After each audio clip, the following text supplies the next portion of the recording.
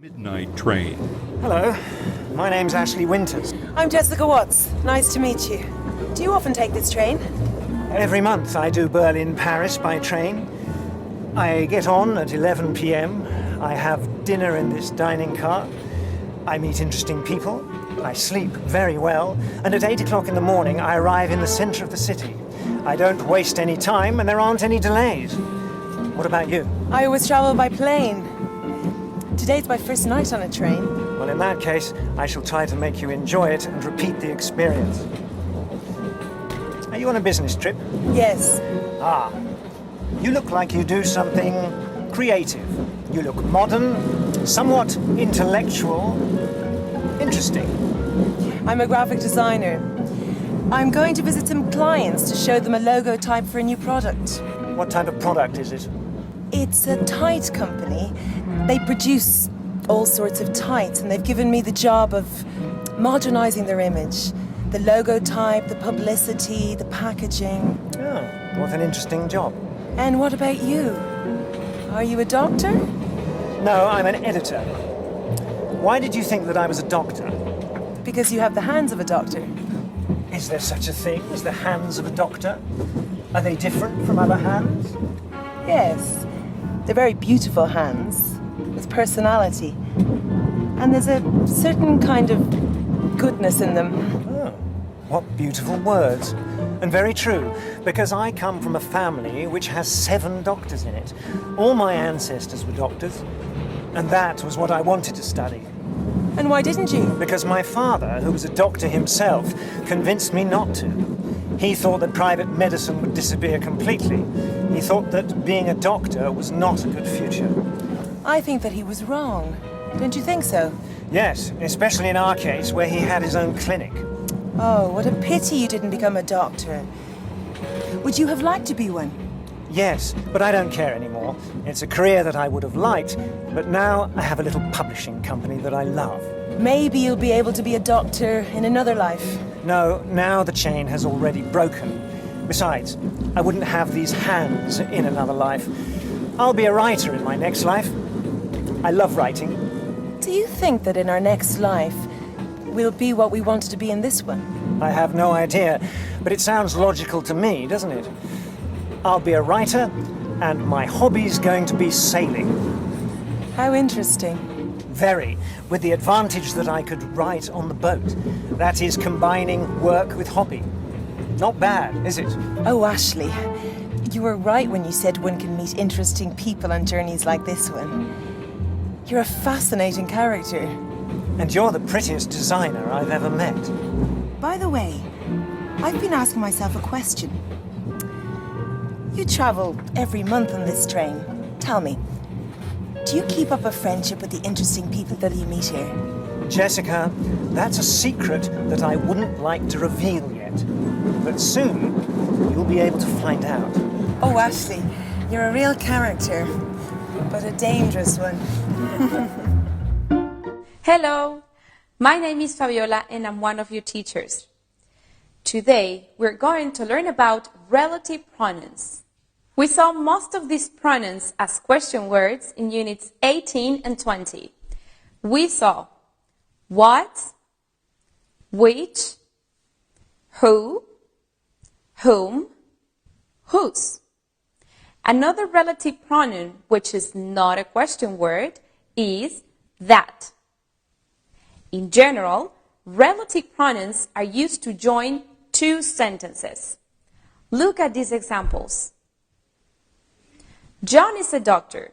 He lives in New York. John, who lives in New York, is a doctor. She is Swedish. She is my sister's neighbor. She is the subject in both sentences, so we can say, she, who is Swedish, is my sister's neighbor. Notice that who substitutes the subject, she, in the last example. We use relative pronouns when we do not want to repeat a subject or a complement. As you can see in these 2 examples, we write the relative clause between 2 commas. So, Let's look at using commas in relative clauses. Commas play an important role in relative clauses.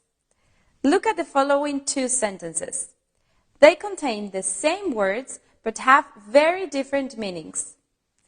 The boys who knew the teacher was ill didn't go to school. The boys who knew the teacher was ill didn't go to school. In the first sentence, only the boys who knew the teacher was ill didn't go to school. Everyone else did. However, in the second sentence, all the boys knew that the teacher was ill, so none of them went to school. Only use commas to separate a relative clause when the clause can be omitted without affecting the general idea to be transmitted. Now, let's look at the relative pronoun what. Unlike other relative pronouns, what cannot be used to describe the noun that comes before it. Its function is to emphasize the thing or activity referred to in a sentence. For example, do you know what she said? He's going to be very angry when he says what you've done. I will explain exactly what the company wants. I can't believe what they did to that old theater. Now, let's look at the relative pronoun which. Which is used when referring to animals or things. It goes after the noun it refers to and introduces additional information to the sentence. Look at this example. That's the book which tells the story of the first woman astronaut.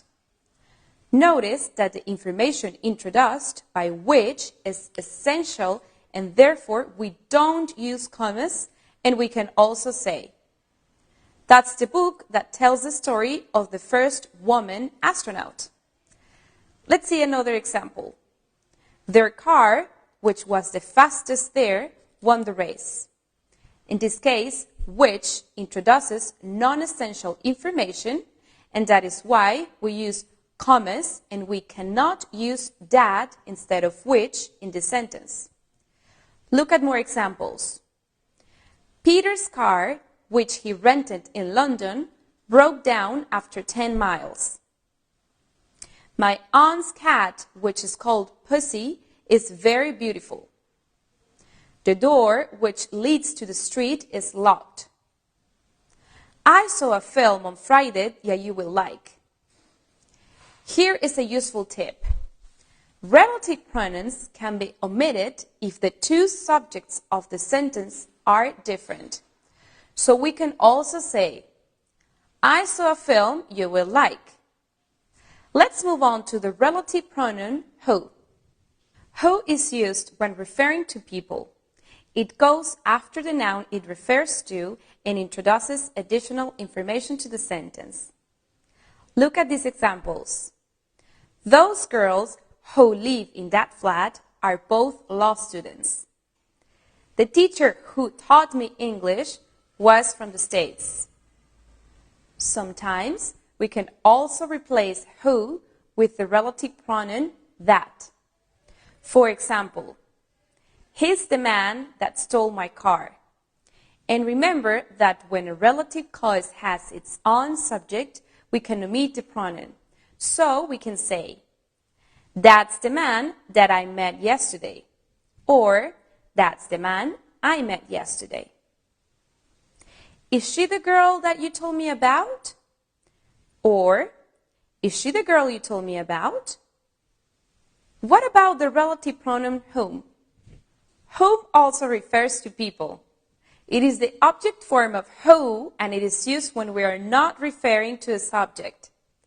We can also omit the pronoun whom, as we did in the other two cases. Look at these examples. You can say, the man whom I bought this car from said it was in perfect condition. Or, the man I bought the car from said it was in perfect condition. Mary is the girl whom you spoke to at the party. Or, Mary is the girl you spoke to at the party. Finally, we'll look at the relative pronoun whose. Whose is the possessive form of who and which. Look at these examples. This is John, whose wife works at the university. I'm helping the lady whose husband is ill. The boy, whose mother is a doctor, wants to study medicine. There are 5 men whose jobs are in danger. Keep on learning English. Take care. Bye-bye.